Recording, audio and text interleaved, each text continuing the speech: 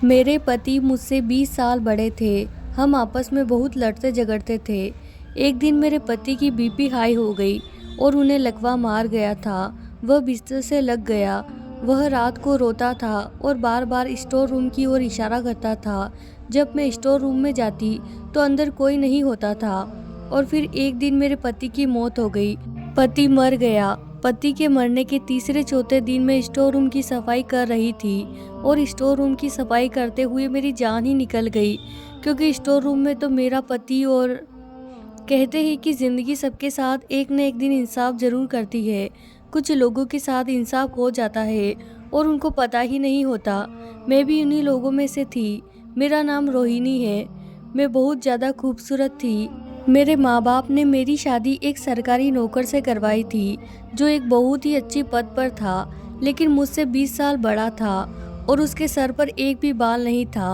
हम लोग जब भी साथ साथ बाहर जाते तो हमें देखकर लोग समझते हैं कि मैं उनकी बेटी हूँ। उसने मुझसे कहा कि मैं ज़्यादा से ज़्यादा खाना खाऊं और अपना वजन बढ़ा लूं, जिससे कि मैं भी उसके कुछ कुछ बराबर लगने लगूं। मैंने मजाक में कह दिया कि आप अपना वजन कम कर ले, और अगले ही पल उसने मेरे मुंह पर एक थप्पड़ दे मारा। अभी हमारी शादी को 4 ही दिन हुए थे और उसने मुझ पर हाथ उठाया।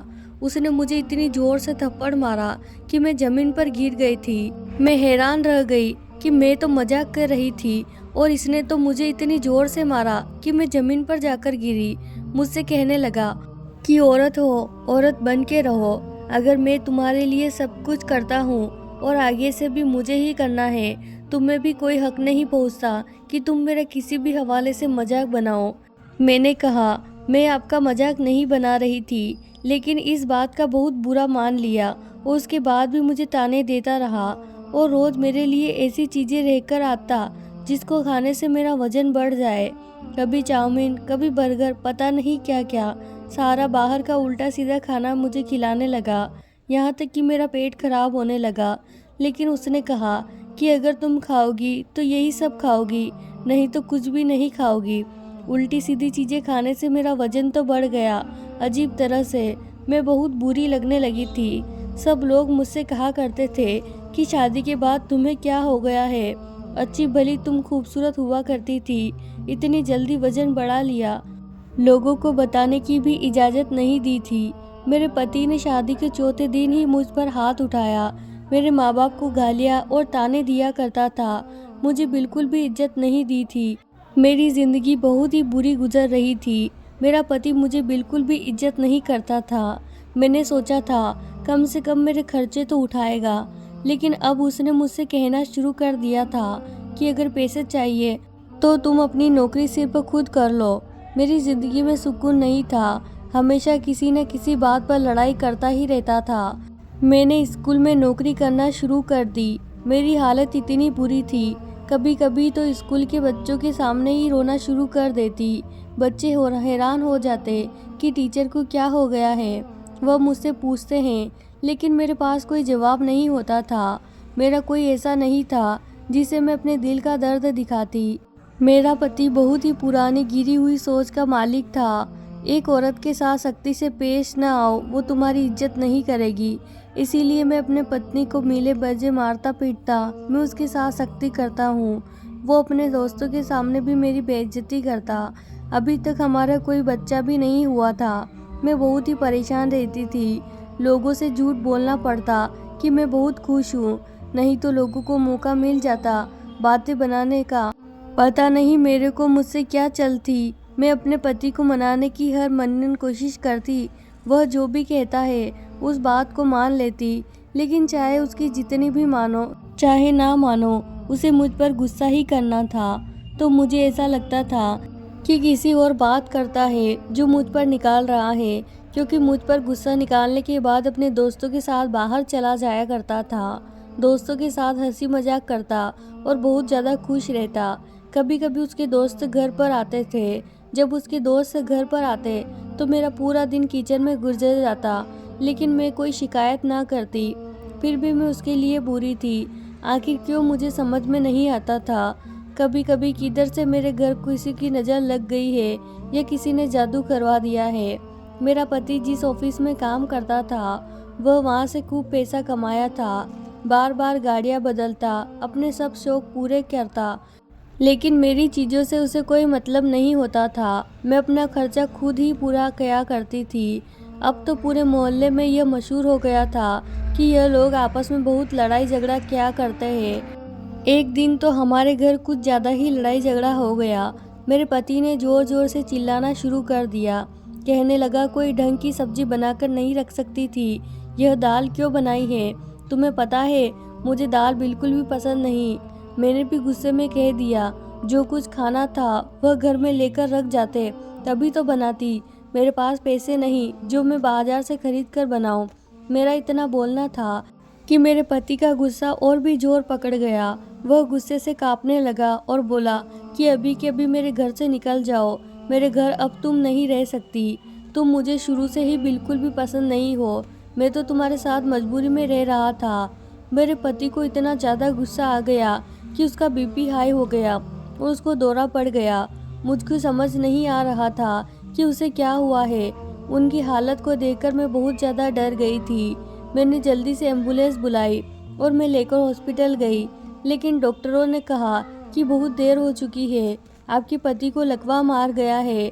अब यह ना चल सकते हैं, ना बोल सकते हैं। उनका सारा शरीर बेकार हो गया है, सिवाय उनकी आंखों के, और हाथ की 2-4 उंगलियों के अलावा उनका पूरा शरीर बेकार हो गया था। बहुत ज़्यादा गुस्सा करने की वजह से मेरे पति का बीपी हाई हुआ और फिर उसे लकवा मार गया। कुछ दिनों उसे हमें हॉस्पिटल में रखा, फिर उसके बाद घर ले आए और अब मैं ही उसकी देखभाल करती थी। वो कुछ बोलता नहीं था और हिल भी नहीं सकता था, लेकिन मुझे उसकी आंखों में कोई भी शर्मिंदगी नज़र नहीं आती थी। जो कुछ हुआ उसमें मैं कुछ नहीं कर सकती थी, लेकिन उसकी हालत देखकर मैं भी दुखी थी। मैं नहीं चाहती थी कि इसके साथ ही सब कुछ हो। मैं एक मजबूर औरत थी, पर मैं ऐसा कभी नहीं चाहती थी इसके साथ ही सब कुछ हो। मैं एक भारतीय नारी थी, पर मैं ऐसा कभी नहीं चाहती थी कि मेरे पति को कोई नुकसान हो। चाहे पति कैसा भी हो, पति पति होता है। मैं पूरे दिल से अपने पति की सेवा करती, साथ के साथ नौकरी भी करती थी। मेरा सेवा भाव देखकर अब मेरा पति की आंखें कुछ कुछ बदलने लगी थी। शायद उसे यह एहसास हो गया था कि जिस पत्नी को उसने इतना भला बुरा कहा, मारा पीटा, उसने ही मुसीबत में उसका साथ दिया। उसके कितने सेवा भाव करती है। एक दिन मैं घर के कामों को जल्दी जल्दी निपटा रही थी कि तभी मेरे पति ने एक अजीब सा इशारा किया। अजीब सा इशारा इसीलिए क्योंकि उसके जो भी इशारे होते थे उन्हें मैं खूब पहचानती थी कि जिसे मुझे भूख लगी है, मुझे बाथरूम जाना है। लेकिन यह वाला इशारा थोड़ा अलग था। मेरा पति स्टोर रूम की तरफ इशारा कर रहा था। पहले तो मैं समझी नहीं, फिर जब समझ में आया तो मैंने पूछा, स्टोर रूम की तरफ इशारा क्यों कर रहे हो? वहाँ क्या है? क्या वहाँ जाना चाहते हो? वहाँ जाने के नाम से भी मेरे पति ने ना का इशारा किया। वो बार बार स्टोर रूम की तरफ इशारा किए जा रहा था और मुझे कुछ भी समझ नहीं आ रहा था। मैंने कहा, मुझे आपकी बात समझ नहीं आ रही। फिर वह चुप हो गया। मैंने घर में नौकरानी रख ली थी क्योंकि दिन भर मैं घर पर नहीं होती थी। पैसों की सख्त ज़रूरत होती थी, इसीलिए नौकरी नहीं छोड़ सकती थी।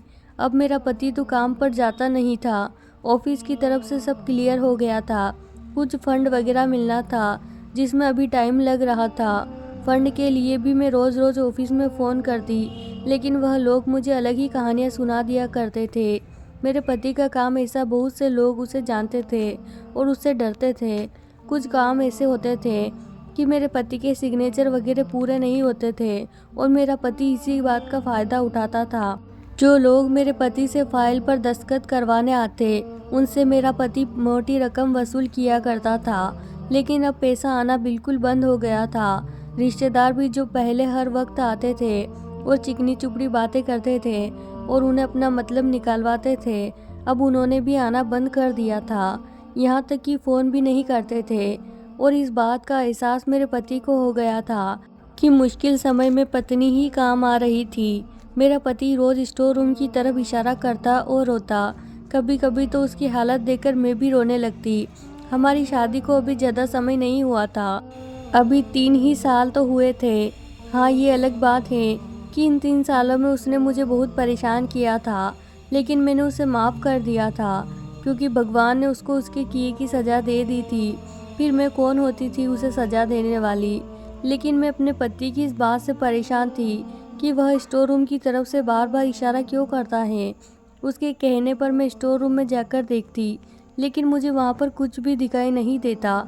लेकिन कुछ तो था जो मेरा पति बार बार इशारा करता था, क्योंकि मृत्युशैया पर पड़ा इंसान झूठ नहीं बोलता।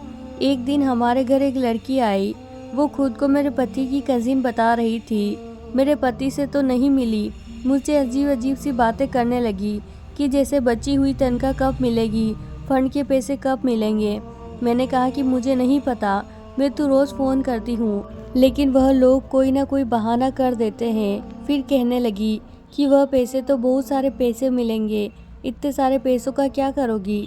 मैंने कहा उनका किसी बड़े हॉस्पिटल में इलाज कराऊंगी, हो सकता है ठीक हो जाए। मेरे पति की कजिन जिसका नाम सुहानी था कहने लगी इसकी तो तनख्वाह भी अच्छी थी, रिश्वत भी लेता था, फिर इतने सारे पैसे कहाँ गए, कहीं से दूसरी शादी तो नहीं कर रखी थी। मैंने कहा मुझे पता नहीं, लेकिन मुझे तो वह पैसे नहीं दिया करते थे। कहने लगी कि ज़रूर उसकी कोई दूसरी पत्नी होगी। मैंने कहा अगर ऐसा होता तो अब तक तो सामने आ चुकी होती। सुहानी कहने लगी तुम ज़रूर झूठ बोल रही हो, सरकारी नौकर था, अच्छी तनख्वाह थी, रिश्वत भी लेता था, इतना पैसा घर में आता था तो वह जाता कहाँ था, ज़रूर तुमने छुपा कर रखे होंगे। सुहानी की बात सुनकर मुझे गुस्सा आ गया। मैंने कहा मैं खुद नौकरी करती थी, तब कहीं जाकर मेरा खर्चा पूरा होता था, वह मुझे एक पैसा भी नहीं देते थे। अगर तुम्हें शक है तो तुम तलाशी ले लो उसके पैसों को और उसकी दूसरी पत्नी को, जब मिल जाए तो मुझे भी बता देना, इससे ज़्यादा मैं कुछ नहीं कर सकती। इतना सुनते ही वह गुस्से से उठ खड़ी हुई और कहने लगी बहुत बदतमीज़ हो तुम, तुम्हारा पति भी बहुत बदतमीज़ था, तभी तो वह बिस्तर पर पड़ा हुआ है। यह कहते हुए वह गुस्से से पैर पटकती हुई चली गई। मैं बहुत हैरान थी कि कैसे कैसे लोग हैं इस दुनिया में। मैंने सर झटक दिया क्योंकि मेरे पास और भी बहुत से काम होते थे। सुहानी के बारे में मैंने अपने पति को भी बताया तो मेरी सारी बातें सुन रहा था और समझ रहा था। यह कुछ बोल नहीं सकता था, लेकिन उसकी आंखों में आंसू थे। उसकी आंखों को देखकर लगता जैसे वह मुझसे बहुत सारी बातें करना चाहता है। मैं पूरे दिलो जान से अपने पति की सेवा करने में लगी हुई थी। डॉक्टरों से भी चेक कर कर आती, लेकिन हर बार यही जवाब मिलता कि आप चाहे तो किसी दूसरे डॉक्टर को दिखा ले, लेकिन मुझे नहीं लगता कि आपके पति अब ठीक होंगे। डॉक्टर की बात सुनकर मेरी भी उम्मीद टूट रही थी।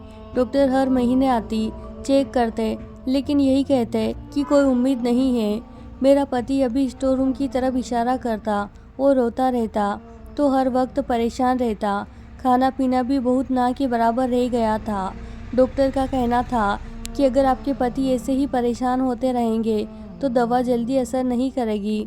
एक दिन जब मैं सोकर उठी तो मैंने अपने पति को जगाया, लेकिन वह आंखें नहीं खोल रहा था, लेकिन उसका पूरा शरीर ठंडा पड़ा था।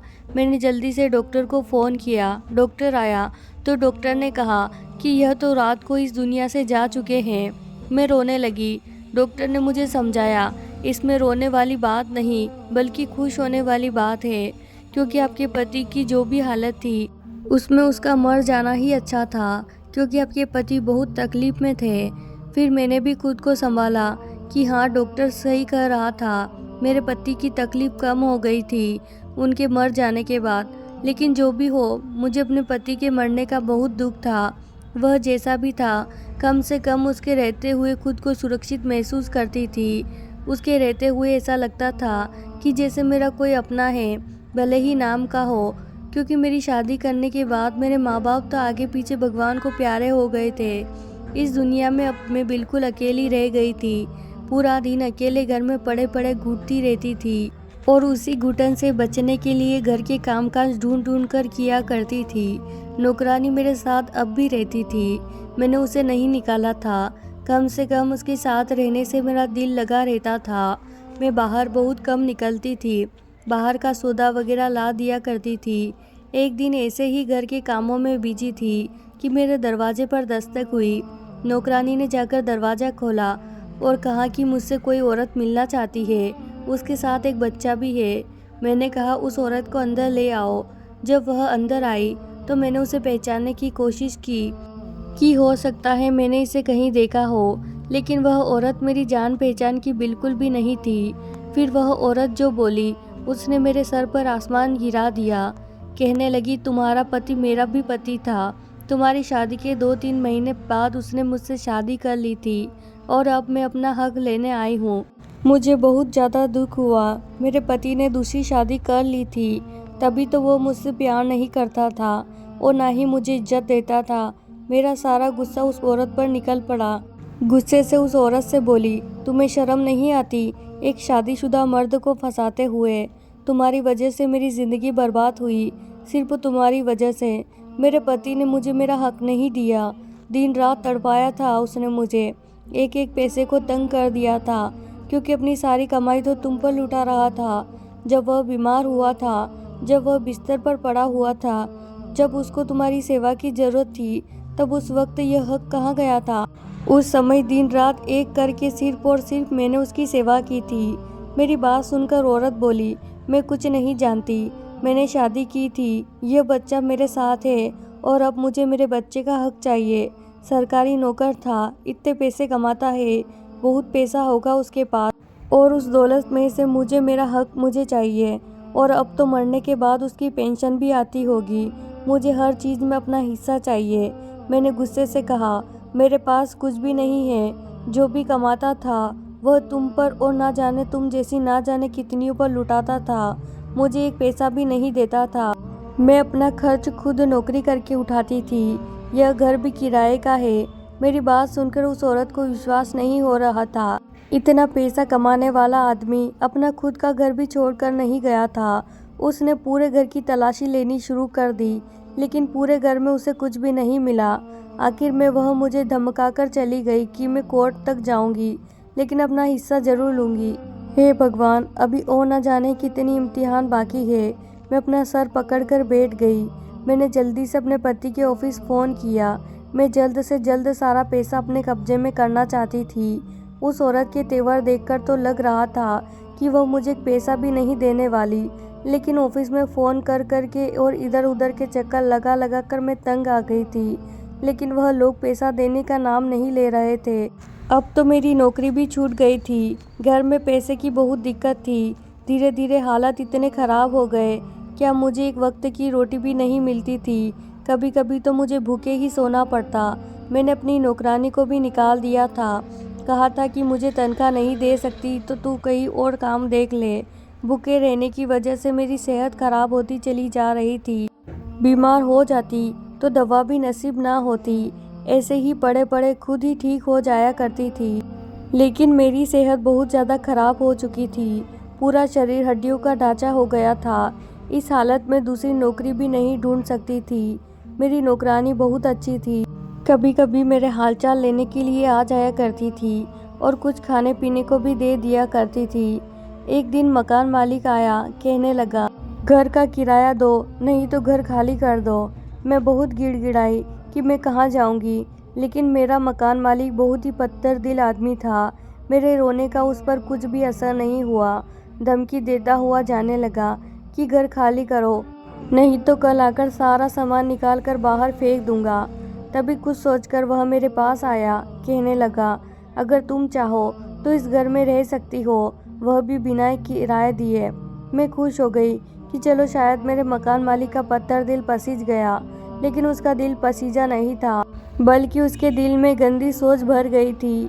वह मेरे पास आया, मेरे कंधे पर हाथ रखकर हल्के से दबाते हुए बोला, तुम मेरी बात का मतलब समझ रही हो ना? अगर तुम चाहो तो यहाँ बिना किराए दिए नहीं रह सकती हो, बस मेरी सारी बातें तुम्हें मानना पड़ेगी।